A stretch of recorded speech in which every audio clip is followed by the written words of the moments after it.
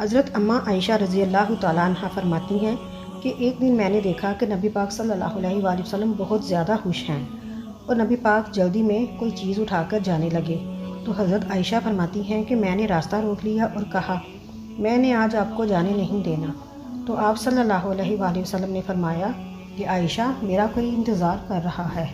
تو اماں عائشہ فرماتی ہیں کہ آپ میری بات سنے بغیر نہیں جائیں گے۔ تو حضور پاک صلی اللہ علیہ وآلہ وسلم نے فرمایا اچھا بتاؤ کیا بات ہے؟ تو حضرت عائشہ نے فرمایا کہ میرے والد حضرت ابو بکر صدیق نے کہا تھا کہ عائشہ جس دن نبی پاک صلی اللہ علیہ وآلہ وسلم کو خوش دیکھو تو اس دن ان سے ضرور دعا کروانا۔ تو میرے نبی نے ہاتھ اٹھائے اور کہا اے اللہ عائشہ اور ابو بکر کو عزت والی زندگی عطا فرما اور ان کا حساب قیامت والے دن آسان فرمانا۔ اے اللہ ان کو بغیر حساب کتاب جنت عطا کرنا۔